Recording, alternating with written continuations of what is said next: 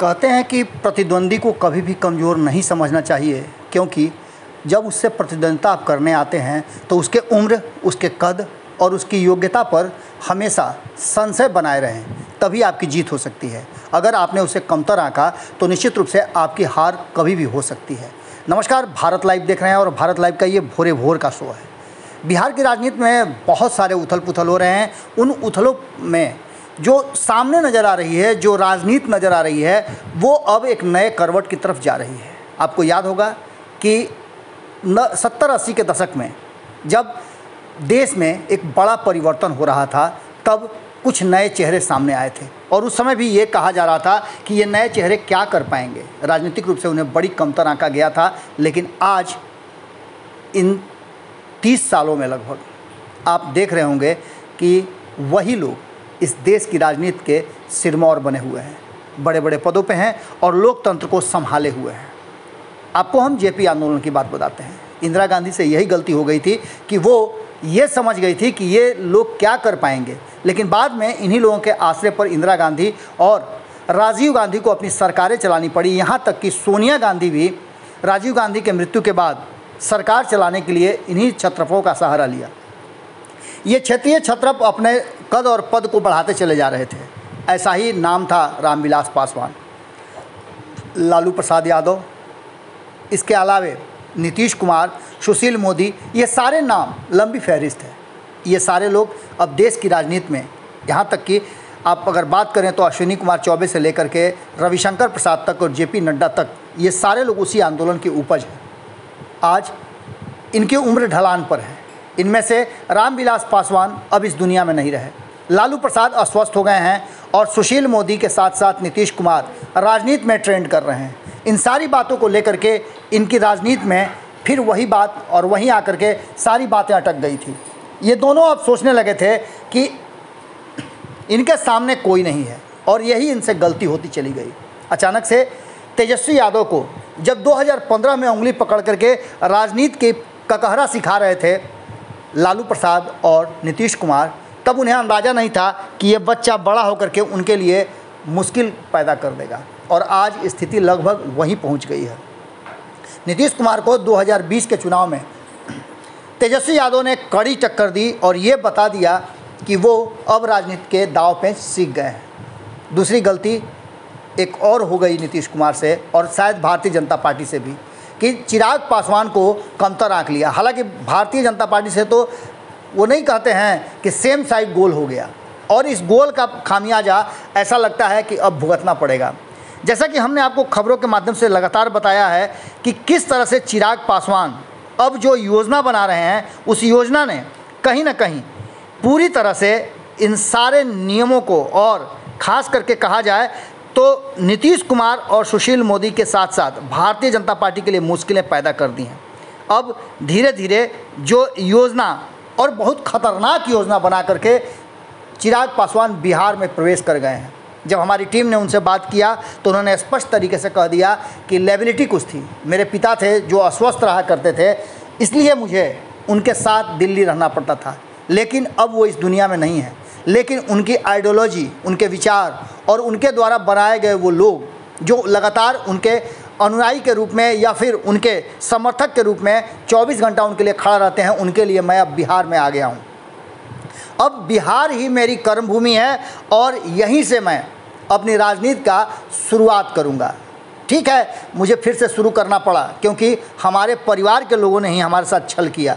वैसे लोगों ने छल किया जिन पर कभी भरोसा नहीं किया जा सकता था कि ऐसा कर पाएंगे, जिनको हमारे पिता ने पहचान दिलाई, आज वही लोग हमारे लिए मुश्किल पैदा कर दिए हैं। लेकिन इन सब लोगों से निपटने में हो सकता है कि मुझे थोड़ी मुश्किल हो, क्योंकि अपनों का वध हम नहीं कर सकते हैं, अपनों के लिए बुरा हम नहीं सोच सकते हैं, क्योंकि मेरे पिताजी ने नहीं सोचा है। जो बगीचा मेरे पिताजी ने लगाया है उसे मैं अपने हाथ से कैसे काटूं, लेकिन इतना तय है कि जो इन्होंने किया है उसे इन्हें भोगना भी पड़ेगा। लेकिन बाकी के जिन लोगों ने मेरे साथ जैसा किया है, जैसे को तैसा वाली कहावत मैं चरितार्थ करने के लिए अब पूरी तरह से कमर कस चुका हूँ।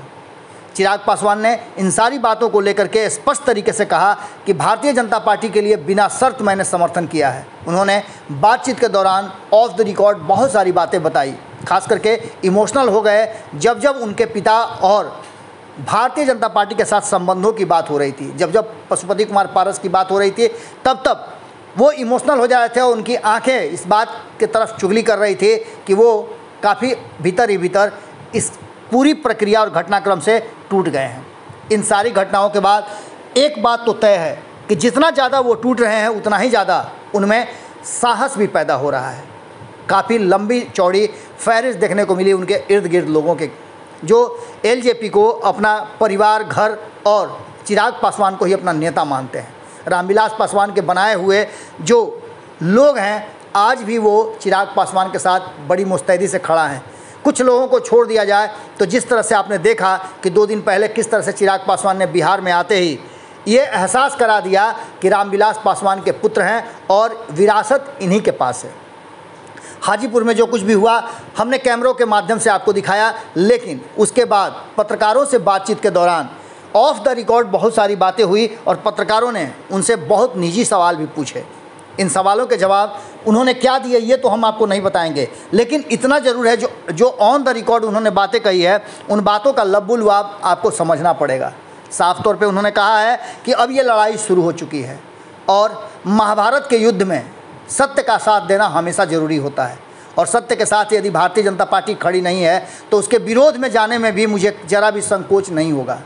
अरुण कुमार से मुलाकात उनकी हुई और उन्होंने पशुपति कुमार पारस की जगह उनको आशीर्वाद दिया और इस आशीर्वाद यात्रा का अंतिम पड़ाव वहीं उनका था कल का। इन सारी बातों के बीच जिस तरह से उन्होंने ये सब कुछ स्वीकार कर लिया है कि उन्हें जीरो से शुरू करना है, उसी तरह से अब आगे वो बढ़ना चाहते हैं। इसी बीच उन्होंने कहा कि यदि हमारे चाचा पशुपति कुमार पारस को केंद्रीय मंत्रिमंडल विस्तार में अगर बर्थ मिलता है तो ये बात भारतीय जनता पार्टी के लिए ठीक नहीं होगा, क्योंकि अभी भी विधिवत रूप से पार्टी का अध्यक्ष मैं ही हूँ और हमारी पार्टी के जो संविधान है उस संविधान से अलग कोई नहीं जा सकता है। उन्होंने कहा कि पासवान को यदि यानी कि उनके चाचा को अगर लोजपा कोटे से टूटे हुए गुट के किसी भी मंत्रालय में नहीं लिया जाना चाहिए, ये मैं प्रधानमंत्री नरेंद्र मोदी से अपील करता हूँ, अन्यथा मेरे लिए अदालत के दरवाजे मजबूरन खोलने पड़ेंगे। अन्यथा ये सीधी सी बात है कि जो कुछ भी है वो फैसला होने से पहले अगर भारतीय जनता पार्टी पशुपति कुमार पारस या उस गुट के टूटे हुए गुट के किसी भी सदस्य को मंत्रिमंडल में शामिल करती है तो इसके लिए मुझे अब आर पार की लड़ाई लड़नी पड़ेगी। इधर नीतीश कुमार की जनता दल को लेकर के भी उन्होंने साफ तौर पे कहा कि कई ऐसे लोग हैं जिन्होंने हमारे घर और परिवार के साथ साथ हमारी पार्टी को तोड़ने में अहम भूमिका निभाई है। पहली बार ऐसा हुआ है कि इतने सालों में, लगभग 6-7 सालों में चिराग पासवान इतना ज़्यादा तल्ख हुए हैं और वो भी भारतीय जनता पार्टी नरेंद्र मोदी पर। उन्होंने साफ तौर पे कहा है कि मुझे इस बात का ज़रा भी मलाल नहीं है कि मेरे साथ क्या हो रहा है, क्योंकि ये पूरा बिहार और देश दुनिया के लोग देख रहे हैं, लेकिन जिस तरह से मेरे साथ हुआ है वो किसी के साथ भी हो सकता है।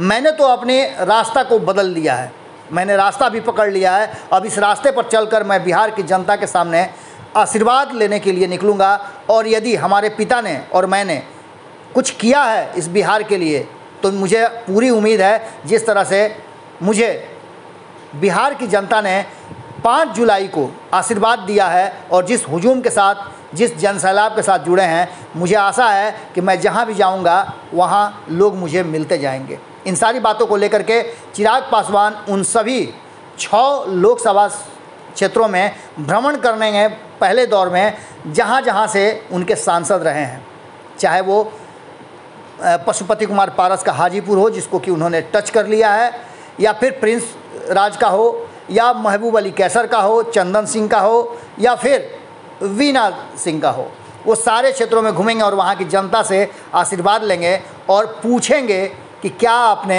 इनके मेरिट पर इन्हें वोट दिया है या फिर हमारे पिता रामविलास पासवान के समर्पण पर दिया है। अब ये लड़ाई खुल चुकी है और ऐसे में सीधी तौर पे चिराग पासवान ने घोषणा कर दिया है कि अब वो आर पार के मूड में हैं और इससे वो एक डेग भी पीछे नहीं हटेंगे। चिराग के इस खतरनाक एजेंडे ने कहीं ना कहीं भाजपा की नींद जरूर उड़ा दी है और यही कारण है कि मंत्रिमंडल विस्तार में अभी तक पशुपति कुमार पारस का नाम नहीं आया है। यदि आ जाता है तो आप समझ ही रहे हैं कि लड़ाई खुल जाएगी और इस लड़ाई में भारतीय जनता पार्टी के सामने बड़ी मजबूती से खड़ा रहेंगे चिराग पासवान। कई लोगों का समर्थन भी प्राप्त हो जाएगा, बारी बारी से लोग आने भी लगे हैं और कई लोगों ने निमंत्रण भी दे दिया है। आरजेडी ने भी चिराग पासवान को लड़ाई में मदद करने का वादा किया है।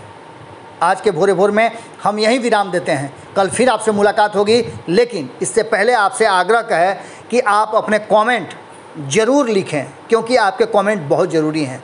यदि आपको लगता है कि हमने पूरी ईमानदारी के साथ आपके सामने तथ्यों को रखा है तो आपके कमेंट बहुत ज़रूरी हैं। धन्यवाद। अगर ये वीडियो पसंद आई और वह बिहार के राजनीति और बिहारियत से सरोकार रखेनी तो सब्सक्राइब बटन दबा के चैनल के सब्सक्राइब कर ली। ओजे एगो घंटी बा, ओकरा बटन दबा देला से कुल सटीक और मारक खबर रुआ मुफ्त में मिल जाई। अगर रुआ पत्रकारिता के हमनी के नया प्रयोग में सहयोग कर चाहतानी तो ज्वाइन बटन दबा दी। पेटीएम नंबर नोट कर ली 9386816700। धन्यवाद।